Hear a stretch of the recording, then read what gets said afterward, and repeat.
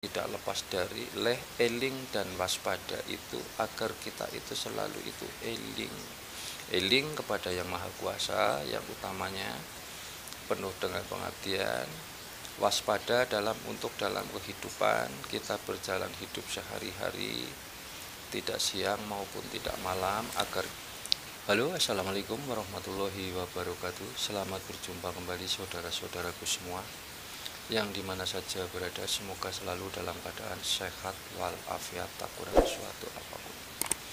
Dalam kali ini kami akan menyajikan sebuah tema tentang bahasa siloka orang terdahulu, yaitu yang tertera di dalam serat kitab Jangka Jayabaya, yaitu yang bunyinya, Polaih wong Jawa kaya dene gabah diinteri, endi sing bener, endi sing sejati. Nah, ini dalam bahasa tersebut itu perlu kita itu artikan, perlu kita itu diure dengan bahasa yang mudah dipahami dan mudah dimengerti, karena dalam bahasa-bahasa tersebut orang terdahulu itu mengandung sebuah kata kiasan yang perlu kita olah, seperti halnya bagaimana kita itu akan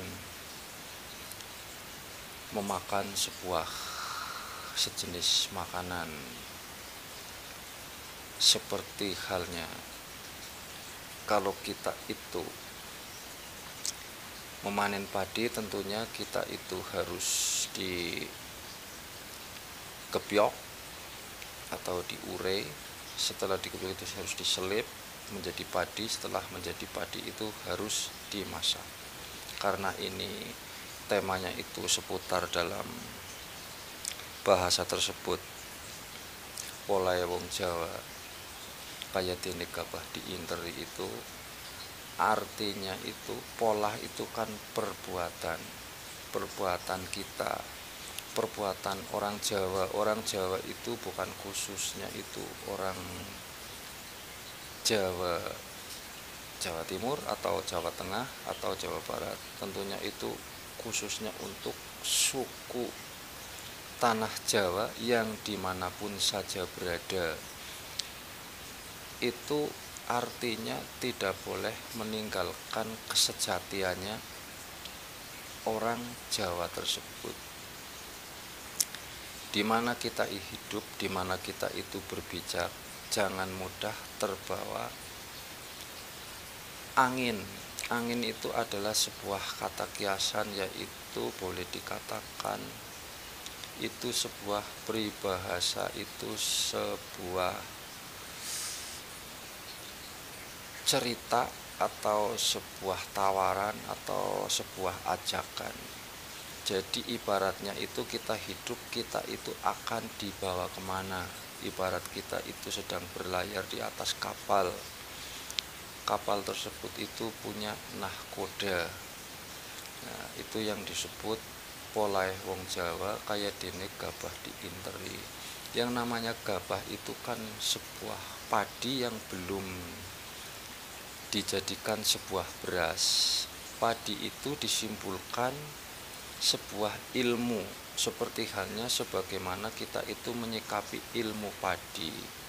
Padi semakin berisi itu semakin menunduk, tapi yang akan terbawa angin itu padi yang tidak berisi, padi yang kosong, yaitu yang disebut sekam. Jadi kita itu untuk menyikapi dalam kehidupan, dengan adanya wolak-waliking zaman, dengan akan kedatangannya konon sang Ratu Adil yang akan jumeneng di atas bumi ini, yaitu kita itu harus punya pedoman, kita itu harus punya prinsip dalam hidup. Yang disebut padi itu adalah sebuah keilmuan yang ada di dalam hati kita masing-masing. Jadi yang disebut dalam ilmu itu kita akan menuju ke dalam ilmu makrifat. Nah, yang disebut ilmu makrifat itu bukan hanya kita itu makrifat kepada tentang kegaiban. Yang disebut makrifat itu adalah sebuah ketajaman mata hati. Kita itu akan mudah untuk melihat mana yang harus kita itu ikuti, mana harus yang kita itu tinggalkan, dan mana yang kita itu harus yakini. Itulah dalam kehidupan kalau bercerita tentang masalah gabah diinteri. Gabah diinteri itu kan disaring, boleh dikatakan disaring atau ditampi. Yang ditampi itu kan kalau padi yang berisi itu tidak akan lepas dari kisaran penyaringan tersebut, tapi kalau yang sudah termasuk itu padi yang kosong itu akan terbang terbawa angin keluar dari kisaran tempat tersebut, yaitu berarti akan pudarnya dengan keyakinan kita itu masing-masing, sebagaimana kita itu diajarkan oleh para leluhur kita terdahulu.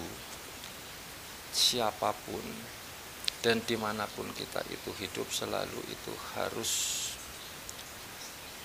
berpegang teguh kepada dalam pendirian, yaitu kalau orang terdahulu bilang itu teguh ceklan waton.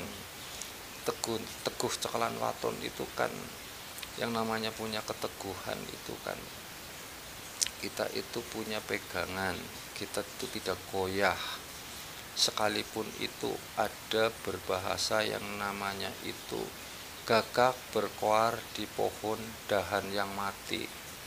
Nah, artinya itu kan ada bahasa-bahasa yang di dalam kehidupannya itu kehidupan yang telah mati, tidak bisa bersemi, tidak bisa tumbuh. Ini menurut dalam versi saya dalam untuk mengartikan kata kiasan-kiasan yang ada di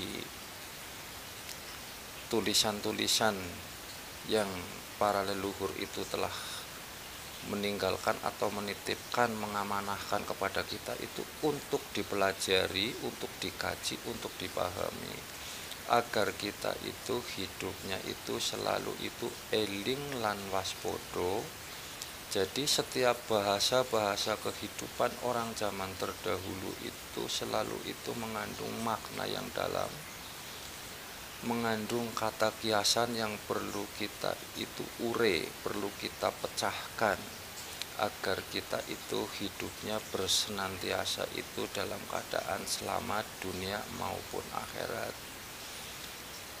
Itu dalam kehidupan siapapun, bukan hanya di dalam kehidupan orang Jawa atau orang yang di tanah Jawa. Yang terutama kita itu hidup harus punya prinsip, kita itu jangan menghilangkan para jejak leluhur yang telah memberikan suatu contoh dalam kehidupan di masa lalunya, yang memahami dan mengetahui secara makrifat dalam kehidupan masa yang akan datang. Dalam kehidupan ini akan banyak perubahan zaman. Dengan adanya zaman yang lama berganti zaman yang baru, kita itu harus bisa menyesuaikan. Jadi bukan berarti dalam kehidupan itu kalau kita bercerita tentang kehidupan leluhur itu kita itu ketinggalan zaman. Justru kalau usia kita itu semakin tua, itu tidak semakin ketinggalan zaman, karena kita yang sudah tua itu mengalami di zaman yang terdahulu.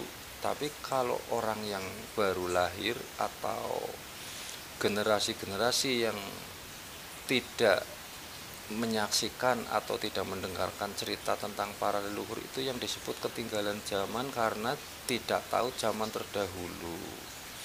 Mendengarnya itu hanya mendengar tapi tidak menyaksikan, mengetahuinya itu cuman hanya dalam cerita yang telah digariskan turun-temurun kepada anak cucunya atau kepada generasi-generasi yang akan datang. Nah, Dalam bahasa orang Jawa tersebut, orang terdahulu, makanya itu tidak lepas dari leh, eling, dan waspada itu agar kita itu selalu itu eling.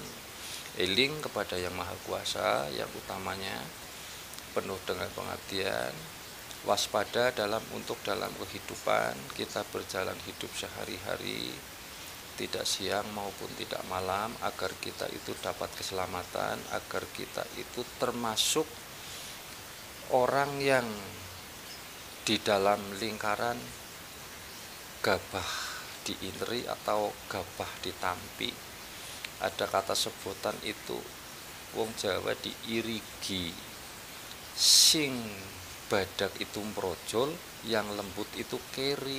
Loh, orang diirigi, orang disaring kok yang badak itu kan yang kasar. Kenapa yang kasar itu kok pada jatuh, justru malah yang lembut itu tertinggal.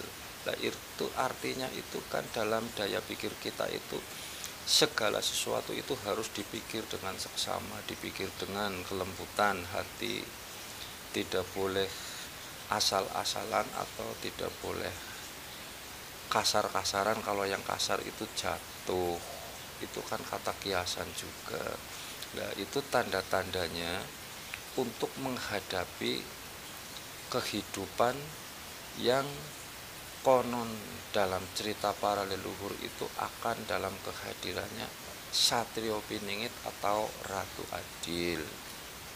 Itulah sesungguhnya para leluhur terdahulu itu selalu itu akan mengingatkan kepada anak cucunya atau kepada generasi-generasi yang akan datang, supaya dalam kehidupannya itu menemukan suatu kebahagiaan, kedamaian di dalam keluarga maupun di dalam kehidupan bersama. Itulah dalam cerita yang tertoreh ada di serat buku Jangka Jayabaya. Menurut dalam versi saya itu, dalam pemecahannya atau cara mengartikan tembung siloka atau kata kiasan yang ada, mana yang benar dan mana yang sejati, itu orang selalu itu akan bimbang. Nah, maka dari itu kita itu harus punya kesejatian, jangan ada dalam kebimbangan hidup. Orang kalau kehidupannya itu merasa bimbang, pada akhirnya kita itu tidak akan menemukan sebuah kesejatian hidup yang sesungguhnya. Jadi kita itu harus makrifat dalam bahasa sekarangnya itu, atau bahasa yang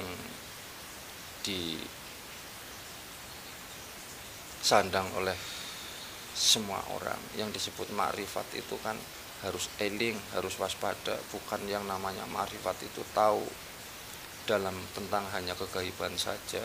Yang disebut makrifat itu ketajaman mata hati. Ketajaman mata hati itu yang mampu merasakan kita harus ke arah mana, kita itu harus bagaimana untuk menyikapi hidup, untuk menghadapi dengan kedatangannya Sang Satria Piningit atau Sang Ratu Adil. Karena dengan dalam kedatangannya itu dari terdahulu juga boleh dikatakan itu sebelum kedatangannya itu akan banyak musibah dan bencana di mana-mana. Bisa kita itu dirasakan sampai hari ini bahwa sudah mulai banyak, bukan hanya mulai, sudah sedang dari tahun ke tahun itu bencana dan bencana, berbagai bencana itu berdatangan di atas muka bumi ini. Itu adalah sebuah tanda-tanda bahwa keadilan itu akan datang di atas muka bumi ini. Nah, kiranya demikian dalam pembahasan kali ini. Apabila dalam versi saya untuk mengatakan atau mengartikan kata kiasan yang ada di dalam kitab tersebut barangkali ada sesuatu kekurangan, ada sesuatu kekeliruan, kami mohon maaf yang sebesar-besarnya. Diambil segi positifnya dan dibuang sisi negatifnya, barangkali bermanfaat untuk kita semua untuk menjalani kehidupan di masa yang akan datang. Terima kasih. Assalamualaikum warahmatullahi wabarakatuh.